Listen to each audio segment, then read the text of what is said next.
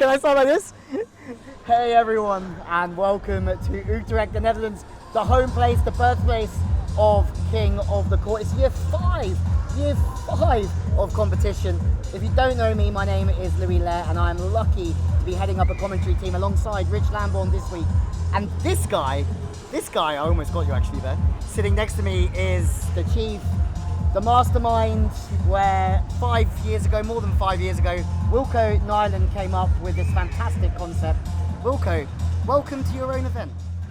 Louis, thank you for having me in my own town. Yeah, thanks, I thought you'd like it. Thank you. It's great to have you here. I mean, what does it mean to be here 5 years? That's a question a lot of people are asking me, and I think maybe it's a little bit normal. It's strange, yeah? But when you organize a lot of events over here, it's just maybe another event, but it's not, because it's a special event. 5 years after the start, and first time European finals. So yeah, it's special. Yeah.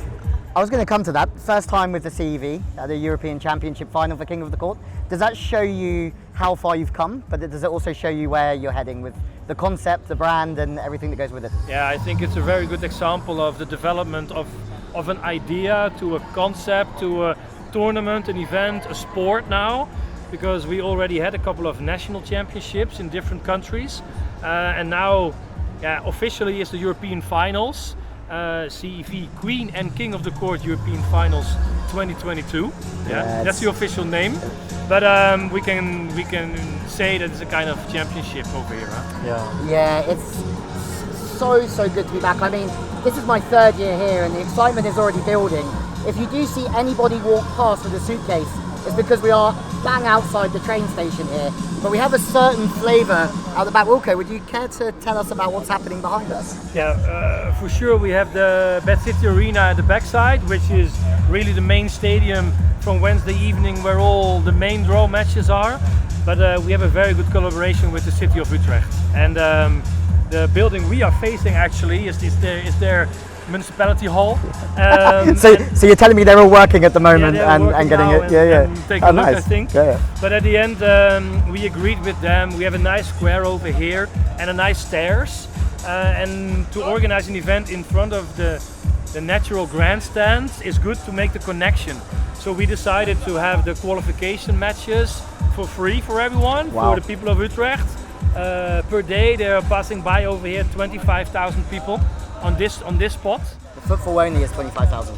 Sorry? The footfall is 25,000. Yes. Yeah. Wow. So at the end, it's very good for the city to show the event to everyone who's living over here and working and passing by. Yeah, absolutely. You can catch all the qualification on the CEV YouTube channel, and then later on during the week, it's all going to be on Eurovolley TV as well. So the first European Championship will be on the main OTT platform of the CEV, and you'll be able to catch all of the rounds there, which is very, very exciting. Having a look at the draw, it's been tough because you've had a few people pull out due to injuries. It seems to be a time of year of a lot of injuries. But I mean, looking at this draw, it's pretty crazy to have the beach volley Vikings here, Olympic gold medalists. They've never won a King of the Court title. True. But we also have the European Championships and former champions here of the jump setting Swedes, Helvik and Armin. And we have some other great teams as well. Varenhorst Penninger. We also have Brouwer Musen. I mean, you must be really proud. Yeah, Clemens Wickler here. How can you forget the King of Hamburg with Robbie Musen again here? Yeah. Or also in qualification. Edgar Tox. It's not only that we have bad teams here. He only took a fourth at the Olympics, by the way. Yeah. So no, I really think we have a good squad, because I think on the men's side, 46 teams signed up. So that shows how much everyone likes the concept and likes to play. And yeah, of course, it's very unfortunate that the teams cannot play, but I think most of the teams who are not here are seriously injured or need really a break because they played a lot of tournaments. And it's normal in September. We know that from the pre-COVID years, that September is always a month when players are taking a break or played a lot of European tournaments, national championship, national tour events. It's been a crazy season. So it's a crazy season. So at the end, we are extremely happy with the lineup. It's really good, and I think for the people who bought tickets, they will get a great show. And And on the women's side, we have 2 European champions at the moment. Well, Anouk Verschitt-Depree has also won one. So Hubeli Brunner from Switzerland, Anouk Verschitt-Depree playing with Bentele for the first time in this format, having played very well in Vienna. And then we also have Anastasia Klavchenica. So the draw is very deep. You also have the Queens of Hamburg from Holland in Plonietma and Van Drew as well. So I mean, the depth is crazy. Stam Schoon. Oh yeah, sorry. Just forgetting the Dutch #1 team there. My bad. No. But and also Maxime van Driel, who became second 2 years ago with her sister Amy. Yeah. But also the girls from Czech Republic, Hermanova, Stočlova, very good King of the Court teams. France. They love this concept, don't they? Yeah, they will travel all around the world to play Queen of the Court on the women's side. People were saying earlier that Richard and the Norwegian girls. I think the list what we have. I tell you a secret. Like when we had the. It's not just me, you know. No, I tell you a secret as well. No. When the entry list was closed, what is it? 28 days before the tournament, we were making the groups. I think we got one group where it was Molsorum, Amon Elfik, Elis Wiekler, Samoilos Smedins and the qualifying team. As a tournament organizer in a championship, you want everyone there for sure. But on the other side, to say goodbye to those teams after 2 rounds, it also hurts. It would be crazy. Yeah. Anyway, I have a question for you. Do you think King of the Court's always been known for being relaxed? It's a lot of fun. Yes, it's competitive. I mean, just down here, you can't see because there's stairs, but there's players all sort of mingling together, all talking. Things that you wouldn't always see at a World Tour event. Do you think that this year, because it's a European Championship, do you think it gets a little bit more serious? And do you think it gets a little bit more heated?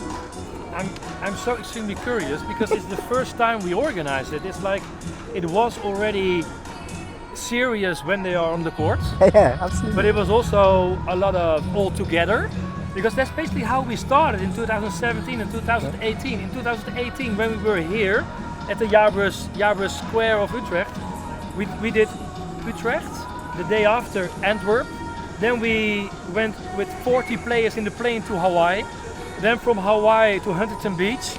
It was all together we created this concept. And then we met the people of CEV over here, and the first reply was the connection what you have with the players. It's like unreal, and maybe it is because we are so good connected all together, and that's one of the unique selling points, the unique points what we have. And back to your question, I'm so curious, but I hope that there will be serious competition, and I think there will be serious competition, but also a lot of all together in the atmosphere like that. Yeah. I think the culture's been really interesting through the years to see it from, or be a part of it, of how close everybody is here. So I think because the culture's already been set, I think the only way is up. I think so. I don't think you lose that for culture. Sure. Yeah. I think, and I'm talking on behalf of myself here, but hopefully some of you at home as well. What's next for King of the Court? I mean, where do you see this going? We later in the year, do we have more events, or next year we're obviously looking towards the season finale in Doha? I can't wait for that myself. Because Doha for me was a real highlight of seeing King of the Court. I think Aspire Zone in Doha is a great location. We were one of the first beach volleyball tournaments over there, so it's really good to go back to play the finals. We will go to Brazil later on in the year, and we're working already for. We're going next year. I think. Look, the thing what I always said is, it's not our goal to have directly next year 10 stops. It's like step by step we want to grow. We are talking now to, I think, 12 different possibilities to organize events next year. And we are very good connected with the current contractors, what we have. So I think next year we go up to 7, maybe another kind of championship, what we will announce later on for next year. So I think we're good. Yeah. Wow. So King of the Court's just growing all the time, as you can hear. But before we end, I want to know who's going to become the first European Championship winners for men and women of King of the Court, Wilco. I don't like it when people ask me this question, but I love asking it. I am this smug normally too. On the men's side, it will be Molsorum, because they never won, and I know that they are very keen on try to win. They have ice in the veins. And they will compete the final against Aman Elvik, Brouwer Meeuwsen, a kind of surprise with Wiekler and Saxtetter, I think. What else do we have? The team from England. Yeah, coming through. The English boys. It's really hard. In King of Court, it's hard to predict. And I think on the women's side, high chance for Brunner Hubbely, Stam Schoon, Anouk. Ventele Anouk, I think, really good. Yeah, the Swiss serve so well. The Swiss are good, but also Placette Richard can play well. It depends on so many things, Louis. It's like, what kind of question you're asking me? I have no idea, man. I hope of a good final. Last year, the final over here, when Aman and Elvik won, nobody knew the guys. Nobody knew, and we really pushed them to come over here because we know that they can play the game extremely well. And then they were the favorites of the home crowds. Let's call it like that, because everyone was cheering for them, and they played such a good game. So sometimes you cannot predict. If you remember, they took 3 times to win the championship though, because of Tom Van Moller's serving. Yeah. If I remember well. Yeah. Maybe I'm wrong. There you go. The question was like, how long is a piece of string to who's going to win this European Championship? Wilco, is there anything else you'd like to say to our supporters, our viewers, and obviously most importantly, the beach volleyball community?